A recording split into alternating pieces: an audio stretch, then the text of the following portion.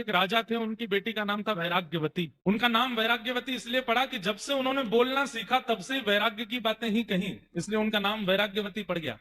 सब लोग इधर देखिए, सावधानी से सुनिए सब लोग, यहाँ जितने भैया खड़े हैं मंच के आसपास, हाँ माता जी को करके फिर विराज जाओ सब। वैराग्यवती नाम की एक राजकुमारी थी, राजकन्या थी, लेकिन पता नहीं कैसे कौन से जन्म का उनका पुण्य था कि जन्म से जब से बोलना प्रारंभ किया तो वैराग्य की ही बातें मुख से निकलती थी। दुनिया के लोग सुंदर पुष्पों को देख के कहते कितना सुंदर है, कितना सुंदर है, कितनी इसकी सुगंधी देखो, इसका रंग देखो, इस पुष्प की कोमलता देखो। वैराग्यवती कहती सर्दियों को आने दो, पतझड़ का मौसम आएगा, सारी सुंदरता निकल जाएगी इसकी। घर के बड़े लोग कहते तू कैसी बात करती है, तेरे पास और कोई बातें ही नहीं होती। अब घर में रिश्तेदार के रूप में नव विवाहित जोड़ा आते, वो आकर के प्रणाम करते, बोले आप हमें आशीर्वाद दो, हम दोनों की जोड़ी सदा बनी रहे। वैराग्यवती आ जाती, वहां पर भी वैराग्य की बातें करने लगती। मन पंछी उड़ जाई हैं जादिन, तादन तेरे तनुतर वर के सबई पात झड़ जाई हैं, स्वार लाग करे सब पीती, सुर नर मुनि जन की यह रीति। सब स्वार्थ के संबंधी हैं, ये संबंध कोई विशेष नहीं है, तुम दोनों विवाह करके आए हो। हर जगह वैराग्य की बात करती थी, इसलिए उसका नाम वैराग्यवती।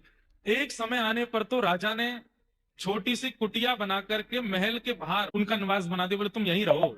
और पूरे दिन क्या करते हैं, केवल ठाकुर जी का स्मरण। वैराग्यवती ठाकुर जी का स्मरण करती और कोई उसके पास चर्चा नहीं होती। एक दिन अपनी कुटिया में बैठी थी, नाम की कुटिया थी क्योंकि राजा की पुत्री है तो सब प्रकार सारे सुख थे उसके पास, पिता ने सारी व्यवस्था कर रखी थी, सोने चांदी के बर्तन दे रखे हैं, सब कुछ दे रखा है, सब कुछ व्यवस्थित था उनके पास। तो एक बार एक चोर आया, ध्यान से सुनिएगा, और उस चोर को पता चला कि राजा के यहाँ पहुंचना तो बहुत मुश्किल है, महल में रहते हैं, बहुत लोग पहरेदारी में रहते हैं, पर ये राजा की पुत्री है वैराग्यवती, ये बाहर रहती है, और हमने सुना है इसके पास भी इतना धन तो है इसकी कुटिया में कि अगर चोरी कर लिया जाए तो हमारा कम से कम 1-1.5 साल का तो पोषण हो ही जाएगा। तो वो चोर जैसे ही वैराग्यवती की कुटिया में प्रवेश करने लगा तो वैराग्यवती उस समय ठाकुर जी की पूजा करके कुछ प्रार्थना कर रही थी, तो उसने सुना ये बोल क्या रही है। तो वैराग्यवती बोल रही थी, ठाकुर जी मुझे संसार से वैराग्य हो गया, माता पिता परिवार सबने मुझे दूर कर दिया, आपकी बड़ी कृपा, आपकी कृपा से सब मुझसे दूर हो गए, बस अब मुझे एक की चाह है, आप मत मिलिए मुझे, पर मेरे जीवन में एक सदगुरु भेज दीजिए, जिन गुरु की कृपा से मैं आपको प्राप्त कर सकूं,